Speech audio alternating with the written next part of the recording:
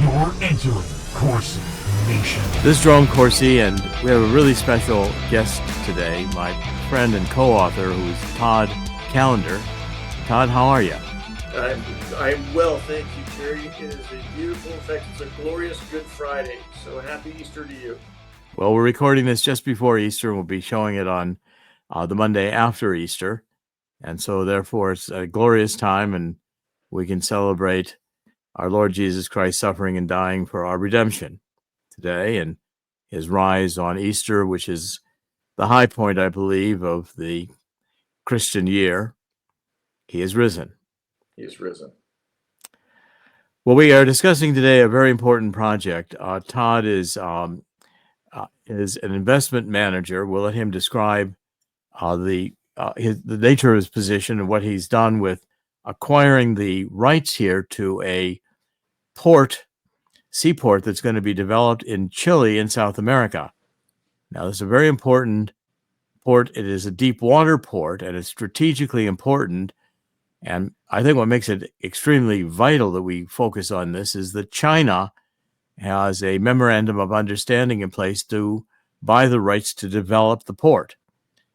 Now, if China gets this, China is going to grab a key asset for Pacific shipping in Chile. This will be the really only deep water port that's developed, at least at this point, in South America, on the Pacific. And it will reduce dramatically by 15 days the shipping time to China. China now has to go through a port in Buenos Aires, up through the Panama Canal to get to the Pacific, and that adds 15 days to the cruise of their cargo ships.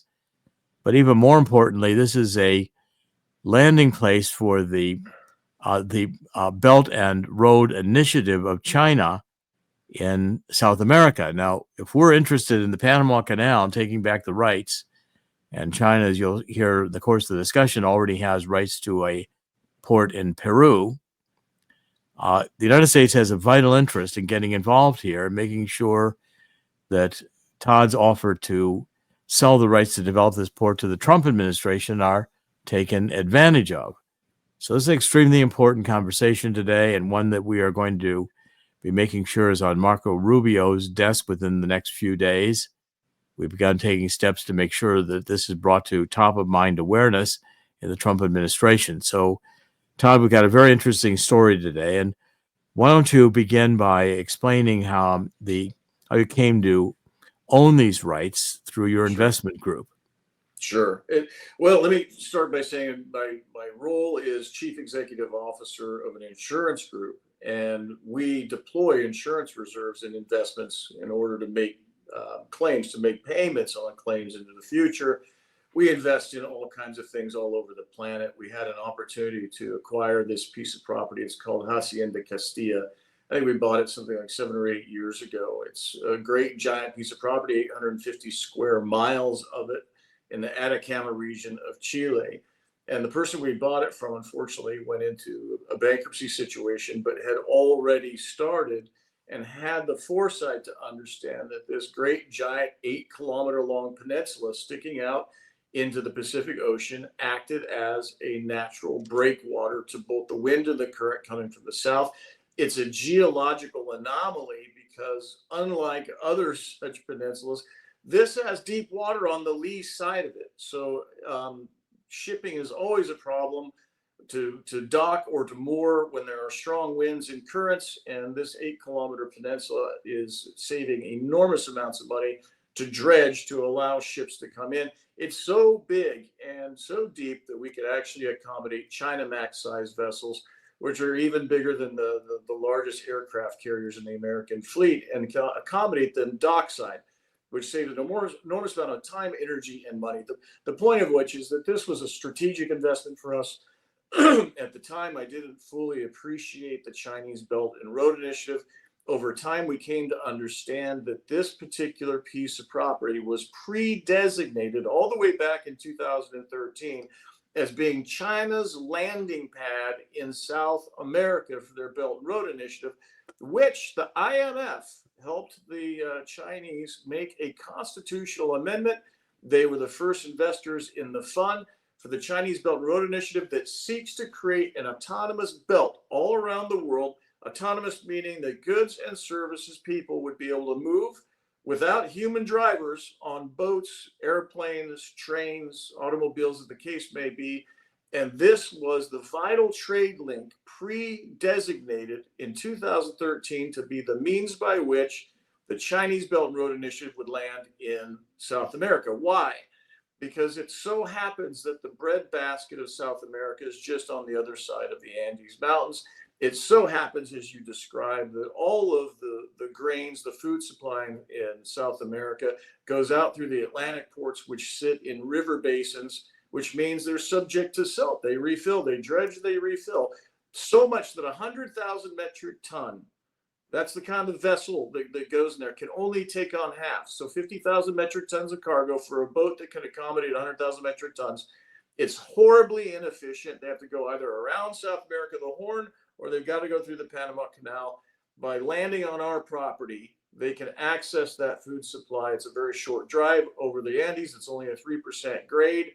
Any train could do that, and it saves 15 days sailing time. Why is that important? Because of spoilage, not just the cost of fuel, not just the cost of crews, but fresh produce, fresh grains, fresh food supply directly to the Asian market. And by the way, Jerry, China has 17% arable land. So they've got to get their food from outside of their country. And I didn't realize at the time when we made this acquisition, we'd end up in the middle of a trade war. And we are, because we came to understand in recent times, the Trump administration has pointed out that China controls 40 out of 42 ports in South America. They've got the continent locked up where they've already got their mineral supply. Effectively, all the copper goes to China. Lithium, ore, gold, it all goes straight to China right now through the Atlantic ports. And their hope is to acquire our property to build it out. At the same time, I understand there are elements of the U.S. government that would prefer to acquire it themselves, and we're right in the middle of it. Well, with one move, President Trump can block this final step of the expansion of China's Belt and Road Initiative in South America, which really is designed to circle the globe. I mean, China has in mind that around the globe, all things can pass and move and trade and world trade through And Chinese and military, through China-owned roads, ports, the whole infrastructure of transportation, which China's building globally. And if this one port is seized by China, that's going to give China a lock on the southern part of South America. It's really a unique piece of land in that, also the getting into Argentina across the Andes, just so happens there's these two mountain passes which will allow the transportation of goods, food, grain, other kinds of exports from Argentina, right, minerals, through these passes to this port. The port is the CopiaPort-E, COPIA port, all one word, CopiaPort-E. And this 8-kilometer long natural breakwater peninsula, it forms a perfect deep water harbor that, again, accommodates China's largest cargo ships. Now, you have essentially, through your Cotswold Group of investment group, which is the insurance investment group, and also ownership through an insurance entity that's partly indigenous owned. Is that right? Yeah, that's exactly right. It's a group of 7 different insurance companies, and this particular investment is ultimately held by the Chiricahua Apache Nation as the shareholders of that insurance entity that owns all of this property. And it's very interesting to watch the play between the local indigenous in Chile and, of course, our indigenous owners, which is fascinating by purpose of the United Nations Declaration of Rights on Indigenous Persons. So the interesting part here, Jerry, is that there are states with regulatory environments, and we've spent something like 7 or 8 years getting through an environmental application with the Chilean authorities. all of which is exhaustive. 15,000 pages of exhibits studying every possible impact you can imagine that such a port would have on the environment. And the last burden, the last regulatory hurdle in this application process was an indigenous consultation. We had to talk with the other indigenous, the other Indians in the area. Of course, coming from an indigenous company, that was really a joy to do. But Chile respects the UN Declaration of Rights of Indigenous Persons, otherwise known as the UN DRIP. They've made efforts to actually put that into pieces of law in Chile, so it's actually really beneficial to both them and to us. And of course, we love the fact that indigenous rights are growing around the world. The one thing I would say that I find fascinating about the Belt and Road Initiative is that, you know, this was originally laid on the Silk Trail. It goes from Asia all the way to Europe, right through Ukraine. So here we see the Silk Road, the Belt Road Initiative is yet another means by which this trade war is expanded all the way into South America. Yeah, and I think that the United States is just beginning to realize the importance of the geopolitics reconfiguration. I mean, if we're interested, you know, the trade war begins with the Panama Canal, the trade war with China, because under Jimmy Carter, That's right. I pointed this out, you know, Robert Pastor, who was a communist professor at American University, who had been favoring the Security and Prosperity Partnership in North America under George W. Bush, he wanted to formulate the North American Union, which was an effort George Bush envisioned to bring the United States, Mexico, and Canada into regulatory harmony, to create a trade union that ultimately would be a European Union, the same model being followed, a stealth creation of a regional government. We blocked that, of course. Phyllis Schlafly and I fought that very hard during the George W. Bush administration, but it was Robert Pastor's initiative to get Jimmy Carter to essentially give the Panama Canal back to Panama under communist notions that we were being colonialists. Of course, Teddy Roosevelt built the Panama Canal, and it has been vital to United States trade interests and our military interests, because certainly, you know, passing through the Panama Canal was a way to get the Atlantic Fleet to the Pacific Fleet, vice versa, and both, especially in World War II. And it was vital that we have the Panama Canal in order to be able to run a global navy.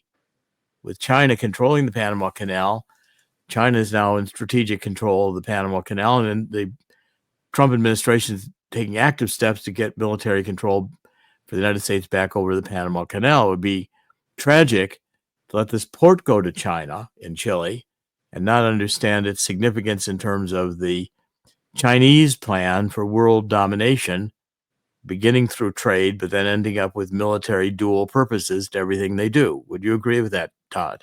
Yeah, I think you've got that exactly right.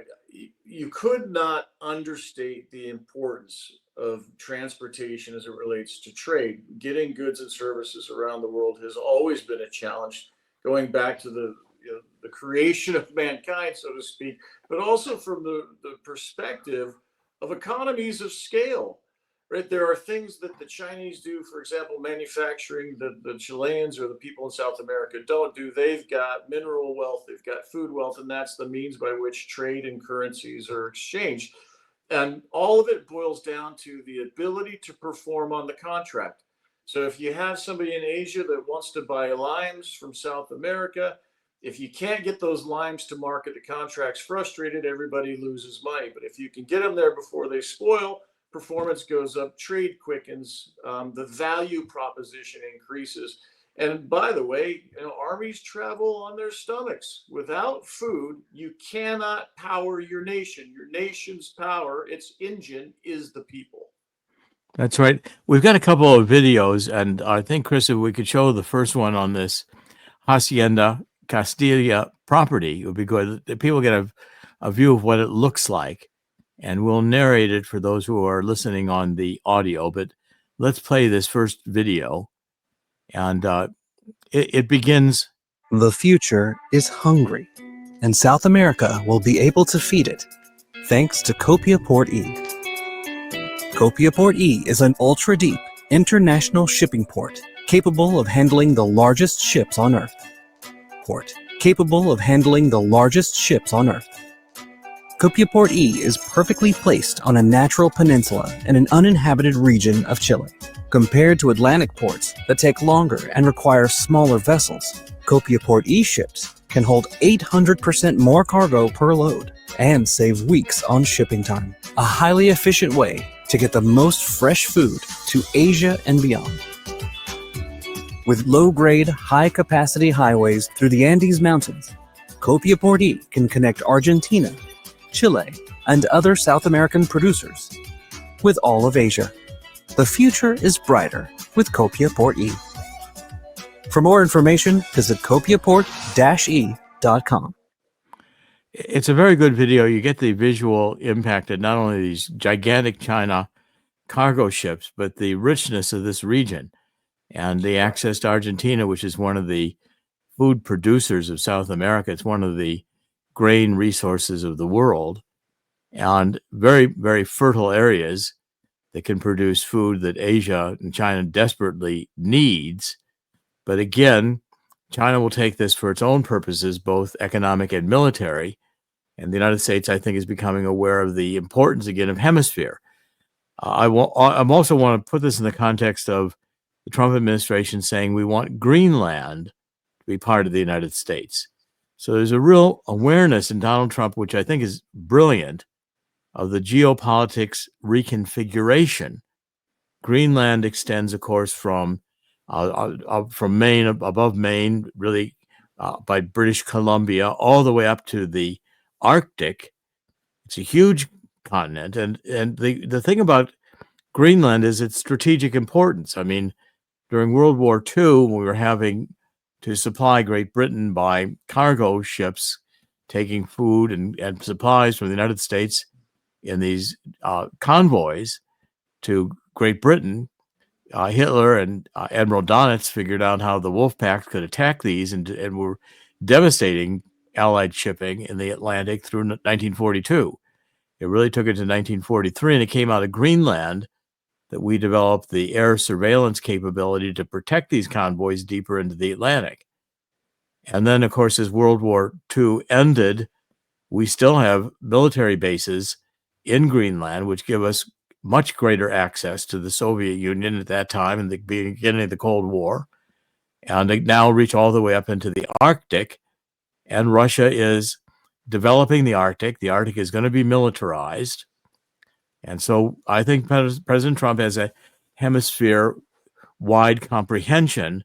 Why not get this port in Chile that will extend American reach if we can work out a deal with Greenland all the way from the Arctic to the Antarctic? Yes, exactly right. I'm glad you said that. I hope you don't mind me jumping in, but as you're talking about that, Jerry, we saw in the last 5 years that Russia has expended sufficient revenues it doesn't have building icebreaker vessels, nuclear powered ones. They built 7. They're $1 billion each. 2 went to the Arctic. 5 went to the Antarctic. We are the last deep water port on the way to the Antarctic. So for staging purposes, also for purposes of launches of rockets into space, our property is equidistant from the equator to the south, as is Cape Canaveral to the north. So for reasons I don't fully understand, this is of strategic importance to launch geosynchronous satellites. Everybody seems to be focusing on the ship traffic is moving from north to south to Antarctica, and I don't know what it's all about, but all I can tell you is there's a lot of it. So I don't understand the implications here, but our nation, every industrialized one, has interest in Antarctica. On top of that, I imagine it's a function of time before we understand why that is. Well, I mean, there's so much going on right now in space and space war. I mean, Trump also in his first term had the vision to create the Space Force. Yes. And when you take a look at the type of warfare that's going on right now in Ukraine, so much of it is being directed by satellites doing geopositioning and other targeting for drones and for any kind of really firepower whether it's aircraft or missile or drone. We're dealing with an electronic battlefield right now, and that will be fought from space, to say nothing of weaponizing space with weapons that have not been fully disclosed to the American people or the world, that both China, Russia, and the United States were all pursuing, including these energy weapons from space, which are possibly in some ways going to have more impact than nuclear weapons in the future. I mean, our military is even talking already about being able to have explored bending space and time. And there's a lot going on that both the United States, I think all three, China and Russia, but especially Russia and the United States, recognize the importance geopolitically of the Arctic. The Arctic has a continent under it. It's much more of a, of a firm resource, but the Antarctic is equally important.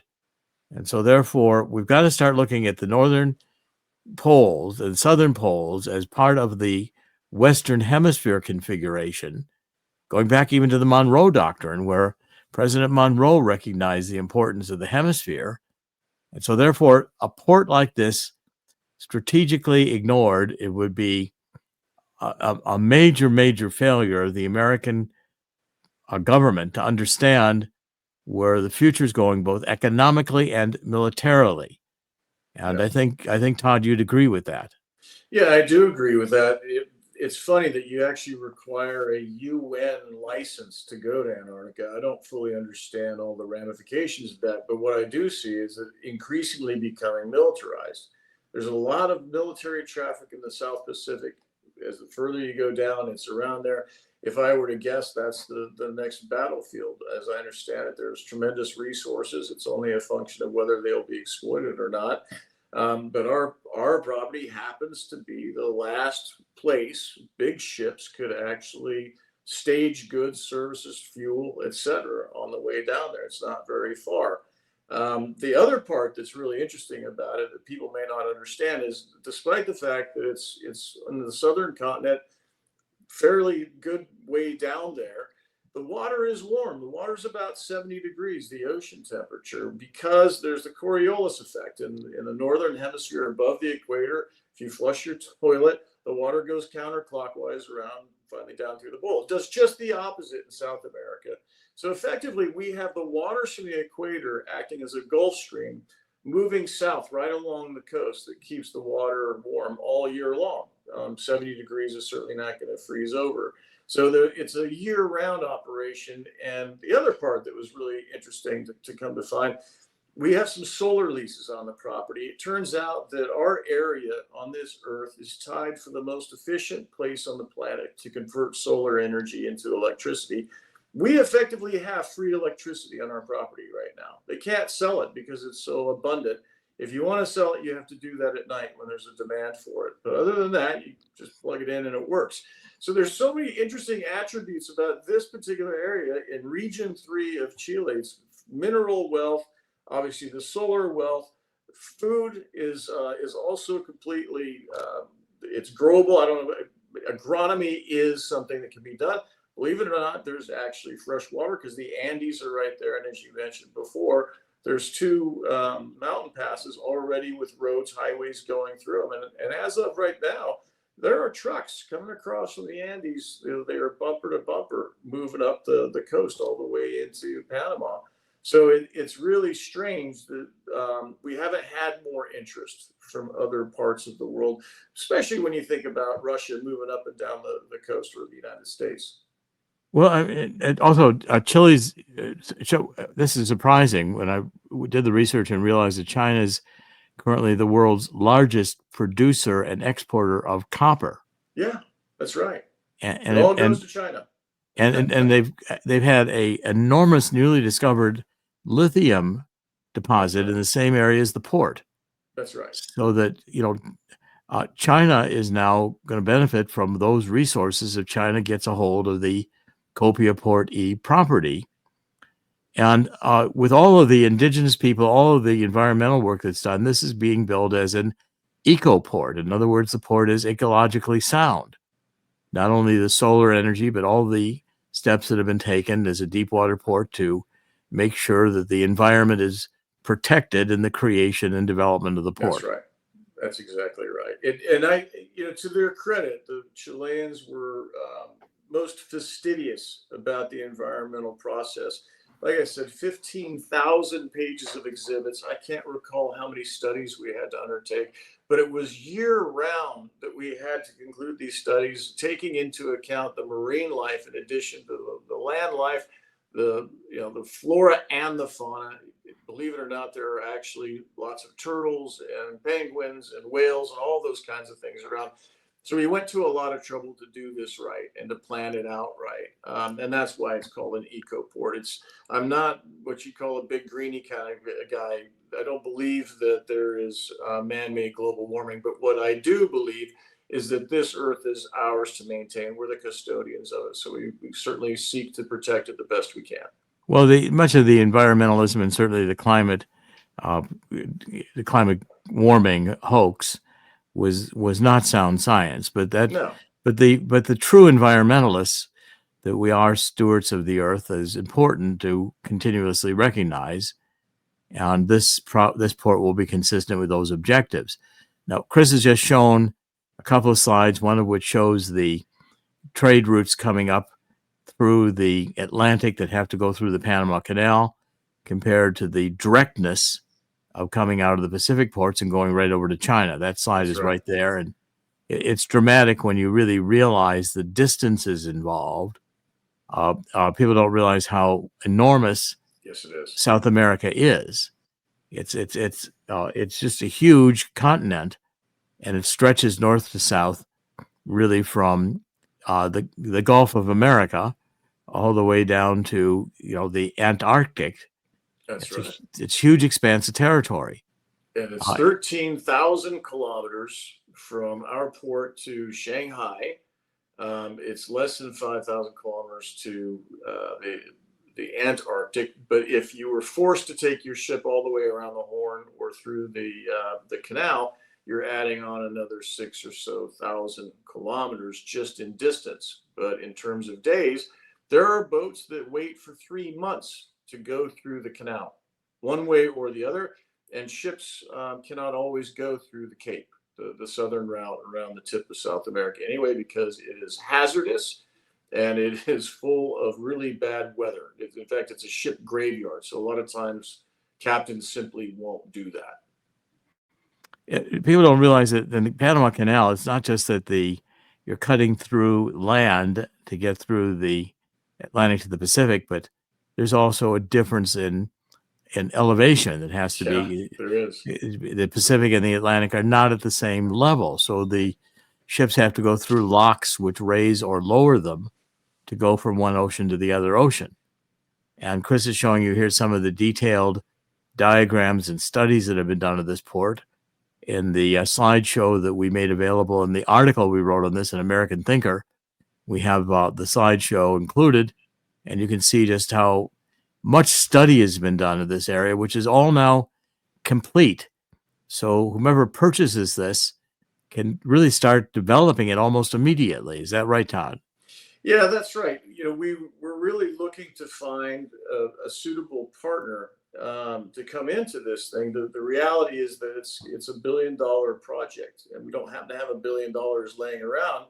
So it's a function of finding somebody that has an interest like we do in the development of this to make it come to fruition after we've spent an enormous amount of money and time getting to this point.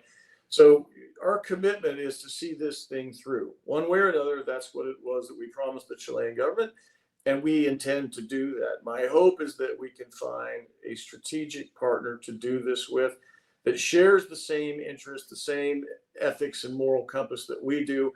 I confess to you that I have lived and worked in 2 communist countries in my life, and I really despise communism. I think it's heartless, and I would like to see South America thrive. I really don't want to see it become another bastion of communism. So there is that Americana spirit in me that really wants to find an American partner to help build this out.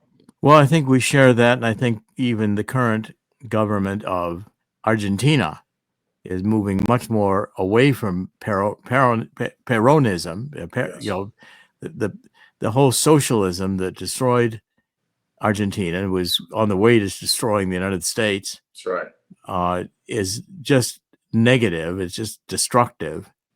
And having China get control of this port and putting its tentacles more deeply into South America could be a catastrophe over the next 100 or more years. Now, China, so Xi Jinping, the head of China, and went to the G20 summit in Rio de Janeiro in November 2024, just a few months ago. And he met with the Peruvian president to open this new other port, which is called Chancay, Chancay, which is a $3.6 billion port in Peru, not nearly as good as the deep water port that we have in Chile, but China's giant shipping company, which is the China Ocean Shipping Company, or COSCO, C-O-S-C-O, not the Costco that we know for it's a different Costco, but this has the same acronym, purchased a 60% stake in this Peruvian port just recently for $1.6 billion, which gives Costco the exclusive right to use the port for 60 years. Now, this is located about 50 miles north of Lima, and China plans to ship the Peruvian and Chilean lithium and copper through this port. And so China's already seized a port on the Pacific that will be of strategic interest to it. But again, if we can get the Panama Canal and we can get the this port in Chile, we'll have had north and south of China's port in Peru, we'll have U.S.-controlled assets for shipping and for military use. Yeah, now, a balance of power, actually. A balance of power. Is critically important. If we let China have complete control of these two major ports on the Pacific, and we don't have a port under our control in the Pacific, it's strategically going to be a tragic mistake for the United States to have made, even though Chile is not a major news topic to be covered in the United States. This has got to be raised to a very high level of public understanding. Yeah. Now, to my understanding, Jerry, there are 40 out of 42 ports in total in South America that the Chinese already control. They effectively already control the South American continent, as they do Africa. Right? They've exported their people to all of these nations, and they have their allegiance back to the homeland. And it's really an interesting way of conducting imperialism through trade. Right? That's the bottom line, is they're sending their people to these continents to extract all of the wealth that they can, whether that's food or minerals or otherwise. It looks a lot like what I was doing in the early days in Eastern Europe. I lived in Poland, undoing the Soviet model economy. And it was almost predatory watching all these countries coming in and buying up the former Soviet assets. When you look at South America and you look at Africa, they are for sale. And you made a good point. Thank you for that. As it relates to Argentina, that President Milei seems to be going the correct way, but Venezuela and Colombia are now avowed communists. They have communist governments. You look at Brazil, Lula is moving towards communism. The entire continent is shifting towards the People's Republic of China's governance model, which is based on communism. And I hate to be, an alertist about it, but the last time we saw this was Korea and Southeast Asia, where American interests were fought for. And this is on our doorstep. This isn't the other side of the ocean. This is just to the south of us. Well, and China has acquired 129 port projects around the globe, and China conceptualizes the global south. In other words, China sees the Southern Hemisphere as theirs and having resource and being resource rich. Okay, both for production of crops, various kinds of minerals, copper, lithium, rare earth minerals, but to conceptualize the global south and then to conceptualize the Western Hemisphere, China is engaging in a new form of geopolitics that I don't think the American people yet are aware of. We're used to thinking of the World War II and post-World War II configuration of Western Europe as central. Okay, and producing the World War II is largely fought over Western Europe and command and control of Western Europe. Of course, Hitler had global ambitions, but I think Hitler would easily have made a pact with Great Britain to go against Russia, and that had been going on since World War I. But the point is that Western Europe today is in decline. It's overrun with Muslims who have been immigrating from the Middle East. It's got massive cultural problems. The Muslims are not assimilating. The European Union has largely been a failure. The countries have gone off the ledge on this global warming, net zero. Germany is shutting down. It did shut down its nuclear power plants and is deindustrializing. So, Germany's on the verge of a major economic collapse. And you take a look at the European Union, I'm thinking it's going to essentially fall apart over the next few years. Yes. And here you've got China positioning now to have major assets all through the global south and to control South America's shipping, which is major hold on South America, while the United States is asleep at the switch, or if not complicit and bought by China. Mitch McConnell, his wife Elaine Chao, with all their millions in China with her family, and Mitch McConnell going over to China being made a millionaire by the Chinese. That family in China would not continue to survive if Mitch McConnell hadn't been bought and sold. And say nothing of the Biden family and their relationship to China. It's actually fairly cheap for China to buy American politicians. Yes. Yeah, it is. And you know what's amazing, Jerry, is people don't seem to understand that this is the end of the road. The rest of the Belt and Road has already been built. It's already built. So and this is the last. This is the last piece. They're building all through Southeast Asia. They're building all through, they're tying India across. That's right. It is all the old silk trade routes that China had going back into the Middle Ages. Marco Polo. That's right. And China's never lost that vision. Now, Donald Trump is engaging, I think, brilliantly in a reimposing of the tariffs. And if China loses us shipping all the manufacturing to China, China's going to be in economic difficulty very quickly.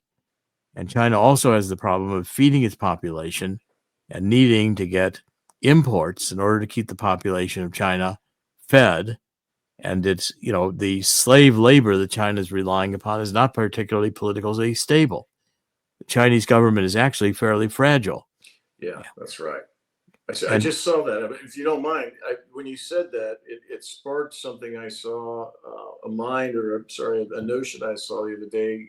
It was a Chinese man actually expressing himself in a very clear way, but to his government to inform them that they're crazy about the trade war that they're undertaking with the United States, in so much that there really isn't anybody else to trade with. He said, what are we going to do? Use rupees to trade? Are we going to use rubles? Are we going to use, there is no other means, right? And it's amazing to understand that the Chinese people want these tariffs dropped by the Chinese government. People don't understand it. All President Trump is doing is raising tariffs that never existed before against huge Chinese tariffs that are levied against U.S. goods. In fact, there are certain U.S. companies that can't even export to China. So it's been a one-way trade war for decades. And yet President Trump stands up and just, turn about being fair play, raises some tariffs. And the Chinese people see it for what it is, Jerry. I think you said it right. The Chinese government is in a very fragile situation. Very fragile. And, I've been opposing this globalism, world trade, this free trade, its concept for a quarter century or more. It's not free trade. What it is us eliminating our tariffs, with other countries protecting themselves with tariffs against our goods. The value-added tax in Europe imposes tremendous costs on a comparable automobile manufactured in the United States, sold in Europe, than compared to a European car sold in the United States, where we're not imposing similar taxes or tariffs. That's exactly right. And from the beginning, this whole free trade was anti-American. It was designed by people like Jimmy Carter and Zbigniew Brzezinski, who was a communist. It was designed to weaken the power of the United States and to boost the power of China largely, and Russia. We let China in the World Trade Organization. We're going for the Security and Prosperity Partnership in North America. We're going to, at that time, under George W. Bush, build these deep water ports in Mexico. We're going to bring in Chinese containers to Mexico, intermodal transportation by rail up to Mexico, into the United States on this massive superhighway, the Trans-Texas Corridor, that was going to terminate in a customs office in Kansas City that was owned by Mexico. Wow. Then we're going to put by truck these intermodal cargoes. We're going to go to warehouses to be sold in box stores. Now, I kept saying, great idea for the oligarchs who want to control and make themselves billionaires on international trade. But if the middle class loses our jobs in manufacturing, who's going to buy these goods? Well, they hadn't thought about that. Isn't it interesting that on the 10th of January, 2023, Mr. Biden, Mr. Trudeau, and Obrador met in Mexico City, and they made the Declaration of North America, effectively erasing the borders between our nations. The following day, Alejandro Mayorkas, the head of Department of Homeland Security, welded open the gates. So I had no idea what you had said about Mexico having a customs office in the middle of the United States. But it makes perfect sense. This is all in furtherance of what it is Klaus Schwab and his gang of merry men, his gang of evil geniuses, were creating a one world government with China being the only surviving sovereign. Yeah. And everybody coming under it. And so we're finally beginning now, and I think the gift of God that the 2020 election was stolen is everybody got to see how evil these people really are. Yeah, that's right. Mutilating our children sexually before they reach the age of puberty, so they'll never have an orgasm and they'll never procreate. Of course, these people are depopulationists, going back to Richard Nixon's time and Henry Kissinger doing a memo, the 1970s, making depopulation the official U.S. government policy, global depopulation. And so we're dealing with demons here. But what we're finding is with Donald Trump, and this is why I think it's so important to give the urgency to this port in Chile, is if Donald Trump wants to succeed in this mission of repositioning the United States as a military power and having an America First policy, we cannot afford to ignore this port that Todd is offering to sell to the United States, even though there's an MOU, a Memorandum of Understanding, in place with China. And so we're going to make an urgent effort to get the attention of the United States government, Marco Rubio, Hegseth is Secretary of Defense, and Donald Trump, that this port is available, but they need to act now, because with an MOU in place, it's just a matter of time until China is going to want to execute that MOU and own the port. Right, Todd? Yeah, I think you framed it exactly right. It's we're in the last days here, Jerry, that the stakes are extraordinarily high. This is the last shoe to drop. It's the last domino to fall. If it isn't, concluded successfully with some other party to create that balance of power, that multinational interest, then I think the continent itself is actually gone. Well, it's essential, again, from the military as well as the economic dimensions. But I've been fighting this since Dubai ports, when Dubai wanted to control the ports in North America, and George W. Bush was willing to sell the ports to, especially Long Beach in California, to Dubai to manage it. We blocked that, but we didn't stop the effort, because most of the U.S. ports right now are not under U.S. control. That's already happened. And I'll be writing about that here in the future to support the United States getting re-engaged in the importance, both in terms of economics and military strategy of controlling our ports and not letting foreign nations control our ports while we sit idly by, lose the jobs, lose the income, and let this world government, in a surreptitious way, stealth way, lying about it, undermine our assets, such as ports, before the American people realize what's happened. And so that's already well in progress with China having bought so many port interests. Of course, if China begins to suffer economic distress with Donald Trump taking manufacturing back to the United States, not buying so many cheap goods from China made by slave labor, demanding that we produce even our semiconductors here, our electronics here, bring manufacturing back to the United States, reinvestment back to the United States, we can turn this tide.